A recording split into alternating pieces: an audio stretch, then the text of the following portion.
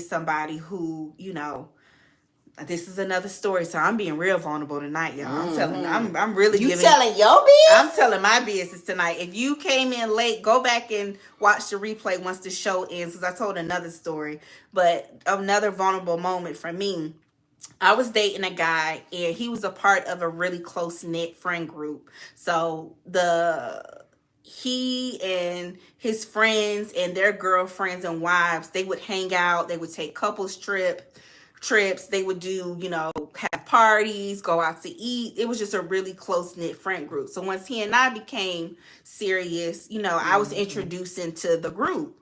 And I remember one time we did a couples cabin trip to North Georgia, right? So it now, again, mind you, I said couples cabin trip, right? So it was about 5 couples that was supposed to be going on a couples cabin trip, right? The men are all friends, and so by default, the women decided to form relationships too. So we get to the cabin for the couples trip, right? And I'm under the impression, my man at the time is telling me, we're all going to have our own rooms in the, cabin. It's going to be nice. We're all going to put in for food. He put in for food because I won't put in nothing. We all going to put in for food, buy groceries. And, we're going to cook, play games, just enjoy nature, do bonfires, have drinks, alcohol, and just fellowship, right? It's just couples. We all in our 20s and 30s, grown, having fun, young adults. Y'all, how about we get up to the cabin? Now, me and my man, we was the last one to get there because I had to get off work and, then go to his house. And then he drove us up there in the mountains in North Georgia. So how about me and my man, we get there. It's like 9 o'clock at night. Thank God, nothing but God and the ancestors, because we was driving up the mountains and it was pitch black, narrow roads.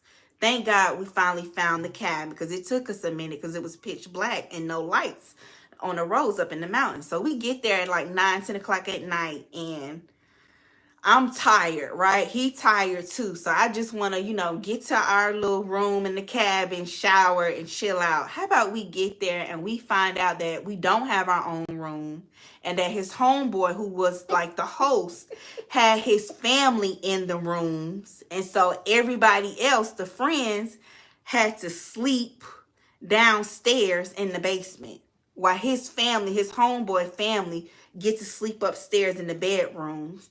And all of the couples had to sleep downstairs in the basement in one big room. Now, we all paid our money thinking that we're each going to have our own room within the cabin. It was a pretty nice sized cabin.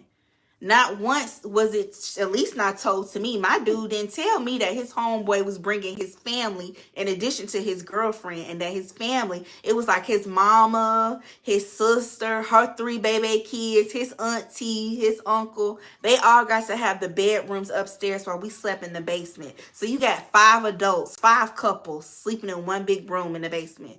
And we all had to share one bathroom.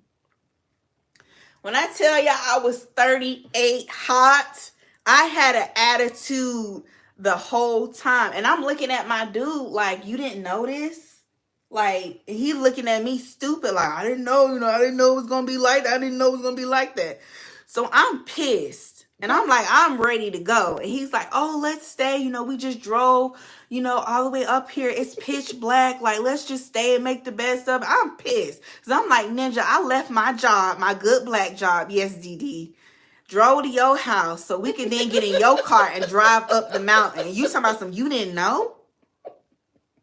And you paid money for me and you to come up here, because I wasn't paying no money.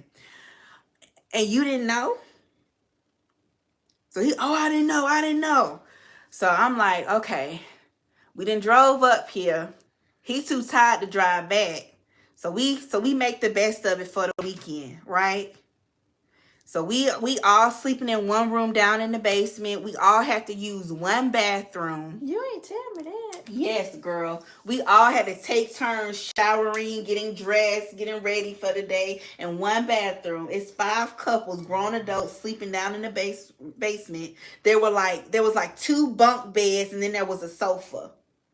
So you had like 2 couples on one top bunk bed, one on the bottom.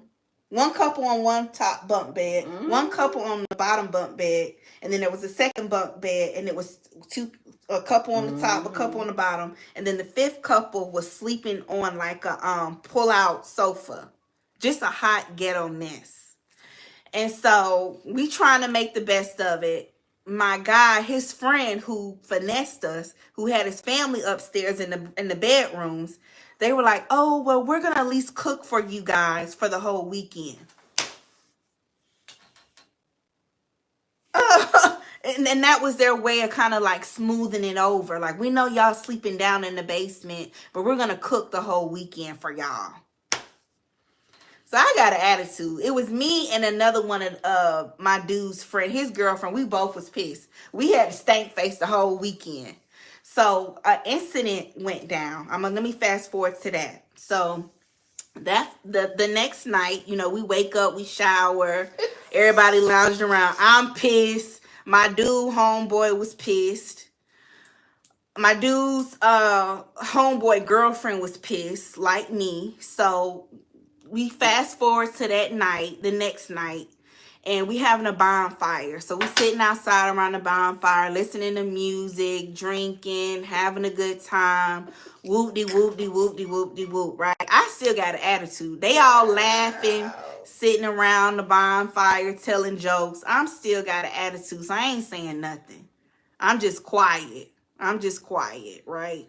So my dude, his friend who gypped us, the one who had his family upstairs sleeping in the bedrooms while we was down in the basement. His name is Bojack. Let's call him Bojack.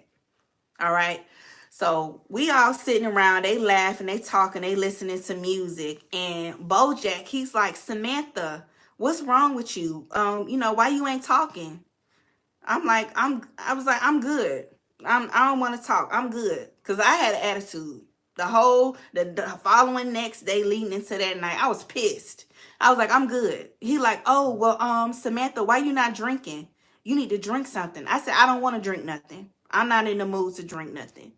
And so he's steadying pressuring me and putting pressure on me about why am I not drinking? Why are you not drinking? I kept telling him, I don't want to. Like, I'm already pissed off. I feel like I was blindsided. I got finessed. I'm thinking my dude is paying for me and him to have our own room inside of a cabin on a couples trip. And you are supposed to be the host. And you decide to bring your family along.